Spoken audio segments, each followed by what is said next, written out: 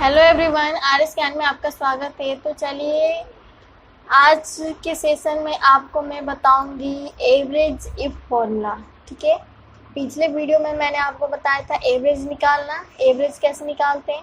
तो चलिए देखते हैं। ये मार्कशीट है, मार्कशीट में स्टूडेंट नेम दिया है, ये सब्जेक्ट का जो भी नंबर हमने गेन किया है वो नंबर दिया हुआ है। ठीक है, तो math, science, Hindi, English, social science, art, ये सभी का नंबर यहाँ पे आपको दिखाई दे रहा होगा। सनी यादव का नंबर अगर हम टोटल करना चाहेंगे तो टोटल करने के लिए आपको कौन से फॉर्मूले का यूज करना है आपको पता होगा।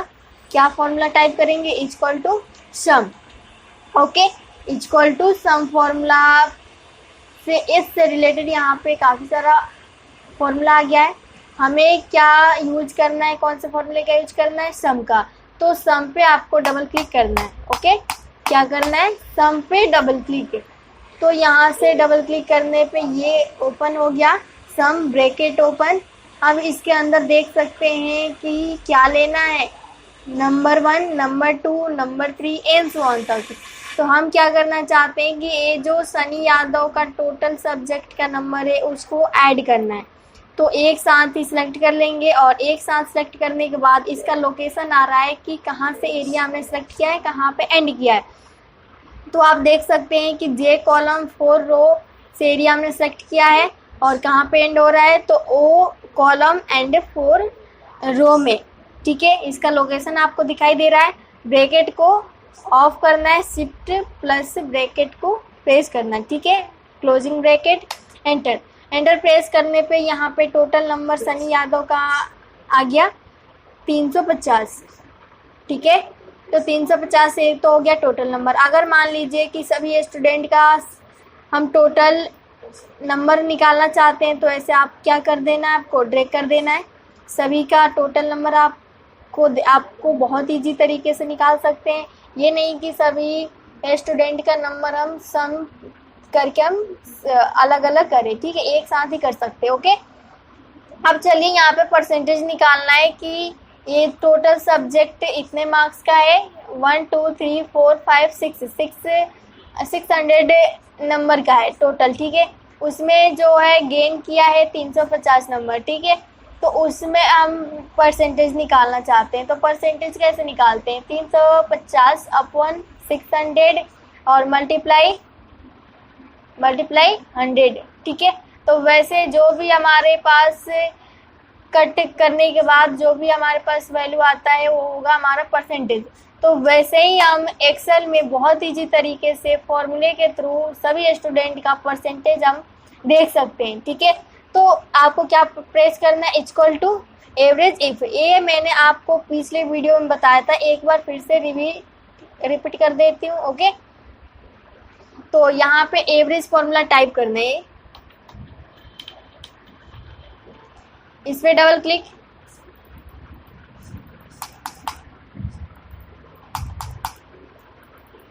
यहाँ पे देखिए एवरेज फॉर्मूला है, इस पे आपको डबल क्लिक करना है। ठीक है, इसमें लेना क्या है? Number 1, number 2, number 3। तो जितना भी नंबर है math, science, Hindi, English, social science, art, किसका हम एवरेज निकालना चाहते हैं।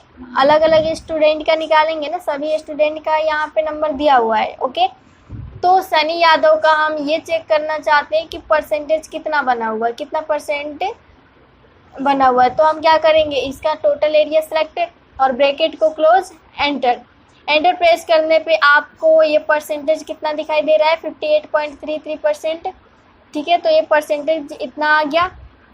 वहीं अगर मान लीजिए कि 5 सब्जेक्ट का निकालना होगा एवरेज, तो सेम प्रोसेस है। 5 सब्जेक्ट का नंबर सेलेक्ट करना है और सेलेक्ट करने के बाद ब्रैकेट को क्लोज।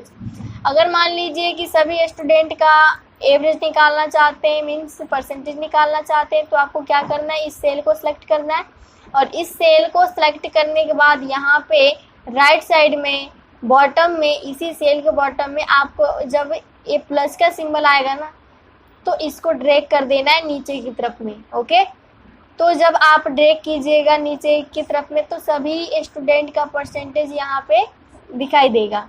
किसी का 72.8% है, किसी का 5.5% है, सॉरी 55.3% है। अगर मान लीजिए कि ये जितना भी डेसिमल के आगे काफ़ी सारा नंबर आ रहा है, वो हम डेसिमल के आगे 1 या 2 नंबर ही रखना चाहते हैं, तो हमारे पास एक ऑप्शन है, क्या कर लेंगे, डिक्रीज कर देंगे डेसिमल को। ये नंबर जो है इसको हम क्या कर लेंगे, डिक्रीज। तो डिक्रीज करने के लिए यहाँ पे ऑप्शन आता है डिक्रीज डेसिमल। इसमें जब आप क्लिक कीजिएगा तो जितना भी नंबर है वो टोटल डिक्रीज हो जाएगा। ठीक है, 1 या 2 नंबर को रखना चाहते हैं उतना आप रख सकते हैं। ओके, तो ये तो हमने पिछले वीडियो में ही देखा था, सम एंड एवरेज फॉर्मूला। चलिए एक और फॉर्मूला एवरेज इफ का बताती हूँ कि एवरेज इफ फॉर्मूले का यूज हम किस बेस पे करेंगे, क्या कंडीशन हमारे पास होगा कि हम एवरेज इफ फॉर्मूले का यूज करेंगे। ओके, तो फर्स्ट तो हमने बताया आपको। अब चलिए आप देखिए एवरेज इफ फॉर्मूले का यूज हम कैसे करेंगे। ठीक है, तो यहीं पे मैं निकाल लेती हूँ, इक्वल टू एवरेज इफ। ठीक है, ये तो एवरेज था। दूसरा है एवरेज इफ फॉर्मूला। तो एवरेज इफ निकालने के लिए इस पर आपको डबल क्लिक करना है, और डबल क्लिक करने के बाद यहाँ पे क्या लेना है, रेंज। ठीक है, रेंज लेना है। अब रेंज हम किसका लेंगे, जिस कॉलम या जिस रो में से या जिस एरिया में से कंडीशन के साथ हम एवरेज निकालना चाहते हैं। अब सबसे पहले निकालने के पहले ये आपको ये समझना होगा कि एवरेज इफ मीन्स कंडीशन हमारे पास क्या लेके चलेंगे। एवरेज इफ जो फॉर्मूला है इसमें कंडीशन हमारे पास क्या होना चाहिए। ओके, तो कंडीशन हमारे पास ये हो सकता है कि जैसे मान लीजिए कि हमने इतना जो एरिया सेलेक्ट किया है ना, इस टोटल नंबर का हमारे पास एक कंडीशन के बेस पे एवरेज निकालना चाहते हैं, तो उस कंडीशन के बेस पे एवरेज निकाल सकते हैं। ठीक है, तो चलिए मैं एक बार आपको करके दिखाती हूँ। सबसे पहले लेना है आपको रेंज, तो मैं यहाँ से रेंज सेलेक्ट कर लेती हूँ। थोड़ा सा ही नंबर मैंने सेलेक्ट किया है। ओके, और इस नंबर को सेलेक्ट करने के बाद यहाँ पे क्या प्रेस करना है, कॉमा।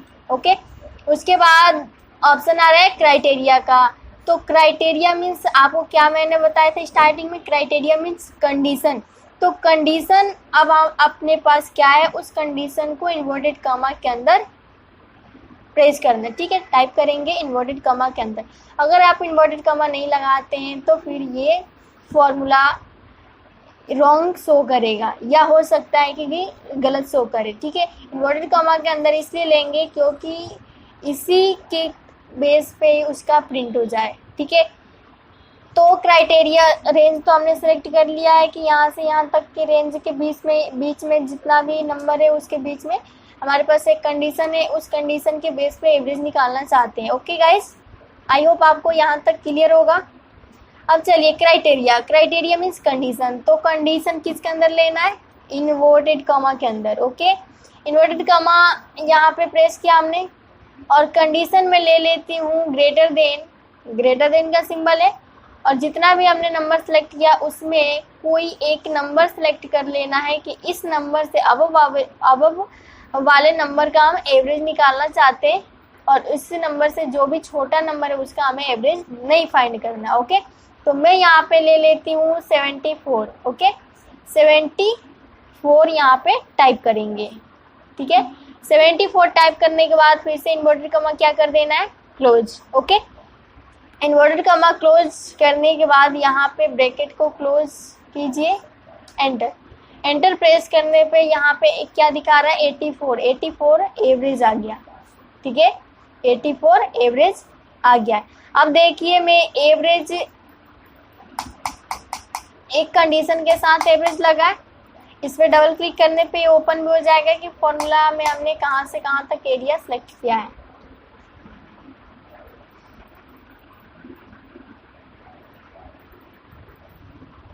देखिए एवरेज है ना, हमने कहाँ से एरिया सेलेक्ट किया है, 82 टू यहाँ पे 45। ओके, यहाँ से हमने एरिया सेलेक्ट किया है, और कंडीशन क्या है, 74 से बड़ा होना चाहिए नंबर। जितना भी नंबर हमने सेलेक्ट किया है उसमें एक कंडीशन है कि 74 से अब वाले नंबर का ही एवरेज निकालना चाहते हैं। ठीक है, तो चलिए एवरेज फॉर्मूला से भी हम फाइंड कर सकते हैं। अब देखिए 74 से बड़ा, तो 74 इसके अंदर नहीं आएगा, 45 नहीं आएगा, 74 नहीं आएगा। ठीक है, और ये 45 भी नहीं आएगा। अब इसमें नंबर कितना बचा है, 89, 84 एंड 81 एंड 82। अब इस 4 नंबर का ही एवरेज यहाँ पे निकल के आ रहा है 84। ओके गाइज, सो ऐसे आप समझ सकते हैं किसी भी रो या कॉलम बड़ी से बड़ी हमारे पास डेटा है, उसमें से हम कुछ एक कंडीशन के साथ एवरेज निकालना चाहते हैं तो फिर हमें कौन सा फॉर्मूला यूज करना है, इक्वल टू एवरेज इफ का। ओके, इफ मीन्स क्या होता है, यदि एक हमारे पास कंडीशन हो तो हम एवरेज इफ फॉर्मूले का यूज करना है। एवरेज तो नॉर्मल है, एवरेज तो निकालेगा ही निकालेगा, बट इसके आगे एक ऐड है इफ का।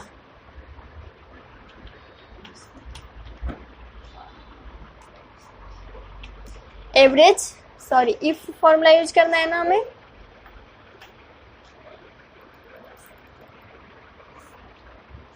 तो एवरेज इफ में क्या लेना है, रेंज लेना है। तो यहां से मैं ले लेती हूँ रेंज। ओके, या एक सब्जेक्ट का भी आप ले सकते हैं। देखिए नॉर्मली ऐसे समझ सकते हैं,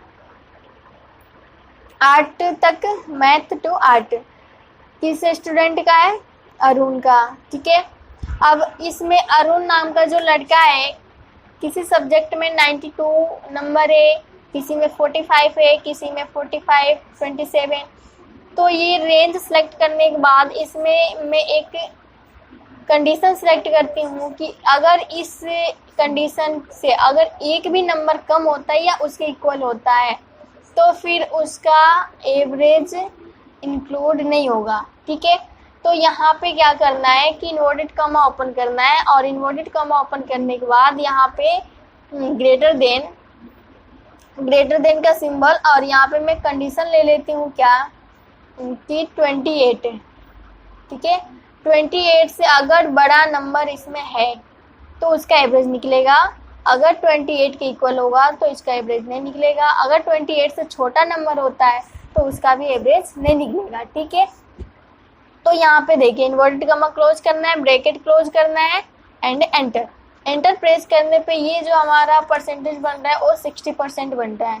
ठीक है, अगर टोटल को मैं ऐड करती हूँ तो देख सकते हैं कि इसका परसेंटेज कितना आ रहा है, इक्वल टू एवरेज। क्या करना है, टोटल एरिया को सिलेक्ट किया, ब्रैकेट को क्लोज, एंटर।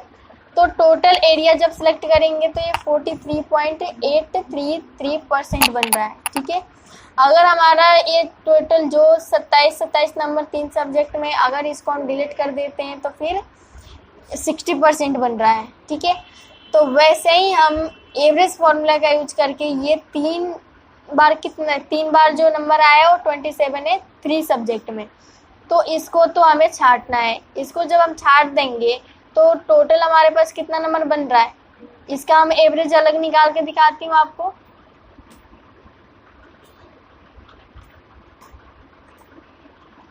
क्या लेना है, नंबर 1 कॉमा, क्योंकि ये 28 से बड़ा है, 92 ये भी 28 से बड़ा है, और 45 ये भी बड़ा है। ब्रैकेट क्लोज करना है, एंटर। आप देख सकते हैं तीनों नंबर को अगर ऐड करेंगे और 3 से डिवाइड देने पे 60% ही हमारे पास परसेंटेज होगा, 60.66%। ठीक है, इस वजह से इतना आ रहा है। अगर टोटल नंबर को ऐड करके 6 से डिवाइड दिया जाएगा तो ये कितना परसेंटेज बन रहा है, 43। सो आई होप आपको एवरेज इफ फॉर्मूला समझ में आ गया होगा। कैसा भी डेटा हो, अगर आपको एक कंडीशन के साथ एवरेज निकालना चाहते हैं तो फिर वैसे कंडीशन में एवरेज इफ फॉर्मूले का यूज करना है आपको। ओके गाइज, सो अगर हमारा वीडियो समझ में आया तो प्लीज़ लाइक शेयर एंड